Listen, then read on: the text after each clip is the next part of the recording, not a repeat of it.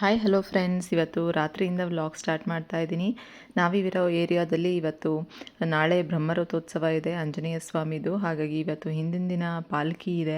So ಈಗ ನೋಡ್ಬೋದು ನೀವು ಆಂಜನೇಯನ ಪಲ್ಲಕ್ಕಿ ಎಷ್ಟು ಚೆನ್ನಾಗಿದೆ ಅಂತ ಹೇಳಿ. ಸೊ ನಾವು ಇವಾಗ ಊಟ ಎಲ್ಲ ಮುಗಿಸಿ ರಾತ್ರಿ ಈಗ 10 ಗಂಟೆ ಅನಿಸುತ್ತೆ ಟೈಮು.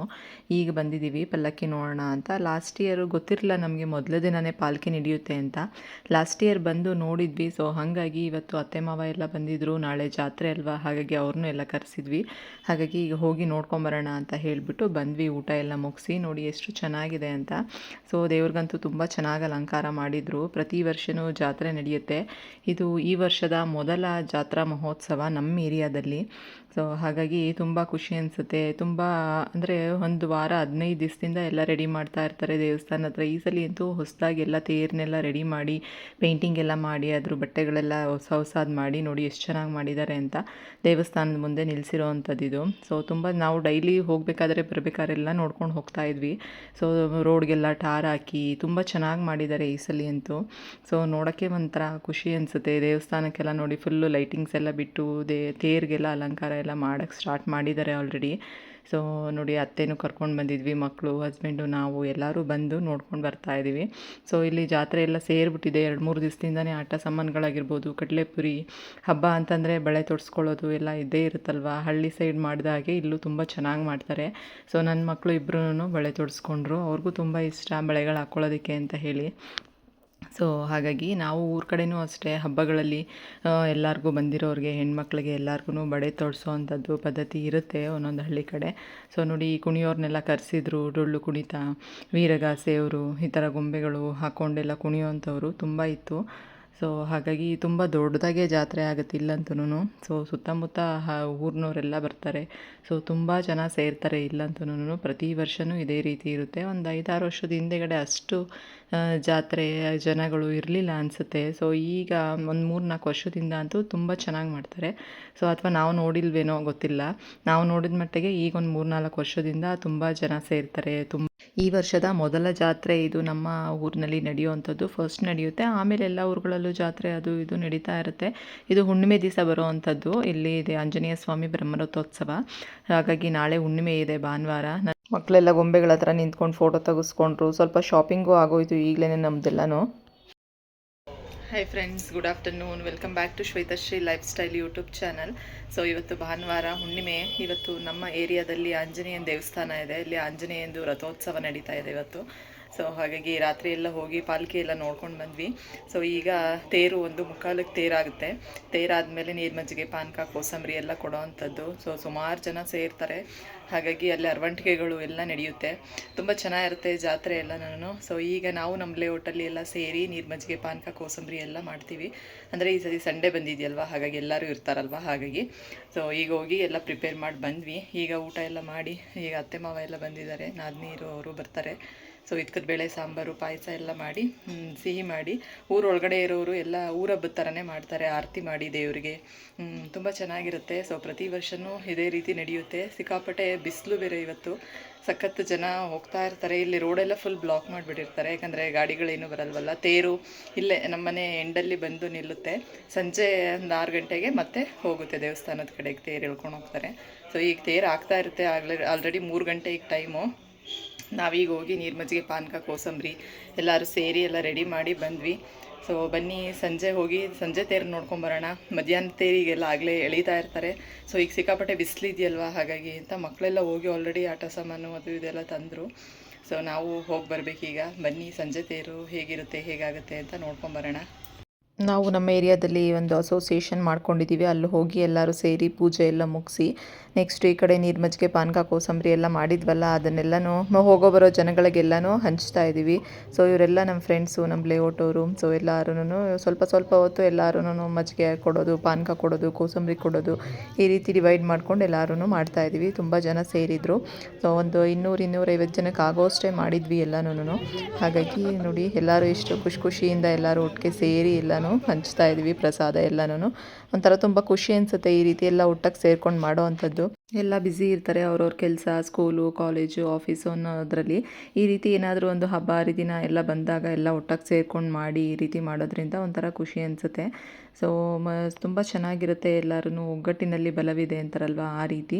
ಸೊ ನೋಡಿ ಎಷ್ಟು ಜನ ಸೇರಿದ್ದಾರೆ ಅಂತ. ನಾವು ಒಂದು 5 ಗಂಟೆ 5:30 6 ಗಂಟೆ ಆಯಿತು ಅನಿಸುತ್ತೆ ಎಲ್ಲ ಕೊಟ್ಟು ಮುಗಿಸೋಷ್ಟರಲ್ಲಿ. ಆಮೇಲೆ ಮತ್ತೆ ಎಲ್ಲರೂ ಗ್ರೂಪಾಗಿ ಸೇರಿಕೊಂಡು ಜಾತ್ರೆಗೆ ಹೋಗೋಣ ಅಂತ ಹೇಳಿ ಎಲ್ಲರೂ ಮಾತಾಡಿಕೊಂಡು ಆಮೇಲೆ ಎಲ್ಲ ಜಾತ್ರೆಗೆ ಹೋದರು. ಇಲ್ಲ ಅವ್ರ ಫ್ಯಾಮಿಲಿ ಎಲ್ಲ ರಿಲೇಟಿವ್ಸ್ ಎಲ್ಲ ಬಂದಿದ್ದರೆ ಅವ್ರವ್ರ ಜೊತೆಗೆ ಹೋದರು. ಇಲ್ಲ ಅಂದರೆ ಎಲ್ಲರೂ ಸೇರಿಕೊಂಡು ಸಂಜೆ ತೇರಿಗೆ ಹೋಗೋಣ ಅಂತ ಹೇಳಿ ಎಲ್ಲ ಮಾತಾಡಿಕೊಂಡು ಹೋದರು. ಸೊ ಈ ರೀತಿ ಗ್ರೂಪಾಗಿ ಹೋಗೋದು, ಗ್ರೂಪಾಗಿ ಬರೋದ್ರಿಂದ ತುಂಬ ಚೆನ್ನಾಗಿರುತ್ತೆ, ಖುಷಿ ಅನಿಸುತ್ತೆ. ನಾವು ನಮ್ಮ ಮನೇಲಿ ಅತ್ತೆ ಮಾವ ನಾದಿನಿರು ಅಮ್ಮ ಎಲ್ಲರೂ ಬಂದಿದ್ದರಿಂದ ನಾವು ನಮ್ಮ ಮನೇಲಿ ಎಲ್ಲರೂ ಗ್ರೂಪಾಗಿ ಹೋಗಿ ಸಂಜೆ ತೇರು ನೋಡ್ಕೊಂಡು ಬಂದ್ವಿ. ಇಲ್ಲಿ ನಮ್ಮ ಫ್ರೆಂಡ್ಸೇ ಪಾಪ ಎಲ್ಲರೂ ಸೇರಿ ನನಗೋಸ್ಕರ ಅಂತ ವಿಡಿಯೋ ಮಾಡಿಕೊಟ್ರು, ಆಂಟಿ ಇವರು ಎಲ್ಲ ಸೇರಿ.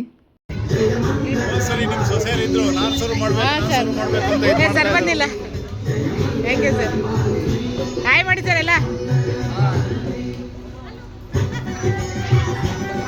ಜೆಂಟ್ಸ್ ಎಲ್ಲ ಏನೇನು ಬೇಕೋ ಮಜ್ಜಿಗೆ ಪಾನಕ ಕೋಸಂಬರಿಗೆ ಎಲ್ಲ ಸಾಮಾನು ತಂದುಕೊಟ್ರು. ಲೇಡೀಸ್ ಎಲ್ಲ ಒಂದು ಗ್ರೂಪಾಗಿ ಸೇರಿಕೊಂಡು ಮಧ್ಯಾಹ್ನದಲ್ಲಿ ಎಲ್ಲ ಪ್ರಿಪೇರ್ ಮಾಡಿದ್ವಿ.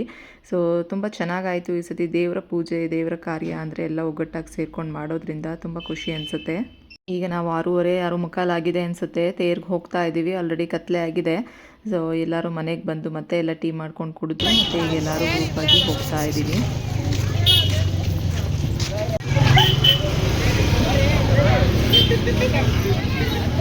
ಜಾತ್ರೆಗೆ ಬಂದಿದ್ದೀವಿ ನೋಡಿ, ತೇರಿಲ್ಲೇ ಇದೆ ಇನ್ನು 6:30 ಟೈಮಿಗ.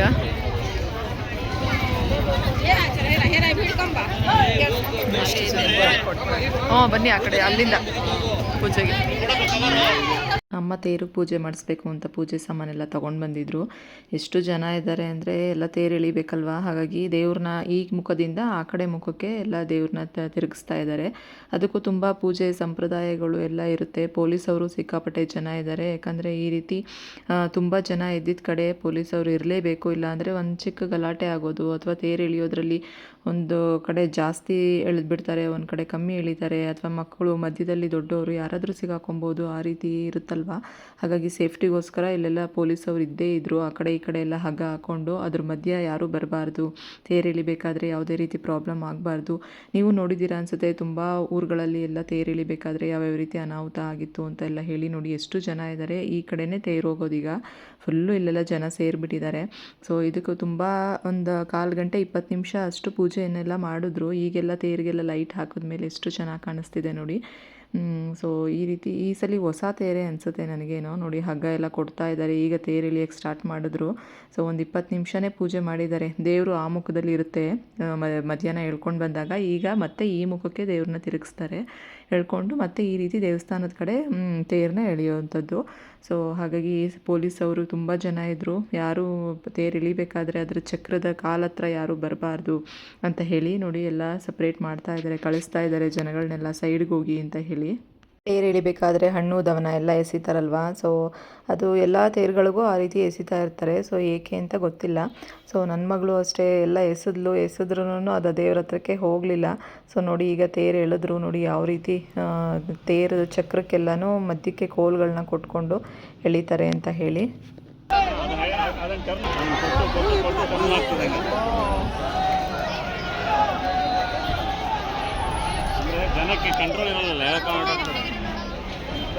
ಈಗ ಮತ್ತೆ ಈ ಕಡೆ ಬರ್ತಾ ಇದ್ದೀವಿ. ಸೊ ಇಲ್ಲೂ ನೋಡಿ ಎಷ್ಟು ಜನ ಸೇರಿದ್ದಾರೆ. ಆಟ ಸಾಮಾನುಗಳು, ತಿನ್ನೋವಂಥದ್ದು, ಬ್ಯಾಗು, ಸ್ಲಿಪ್ಪರು, ಓಲೆಗಳು, ಬಳೆಗಳು, ಸರಗಳು. ಜಾತ್ರೆ ಅಂದರೆ ಇದೆಲ್ಲ ಕಂಪಲ್ಸರಿ ಇದ್ದೇ ಇರುತ್ತೆ. ಲೈಟಿಂಗ್ಸ್ ಹಾಕಿರೋದ್ರಿಂದ, ಹಾಡುಗಳು, ಆರ್ಕೆಸ್ಟ್ರಾ ಇದೆ.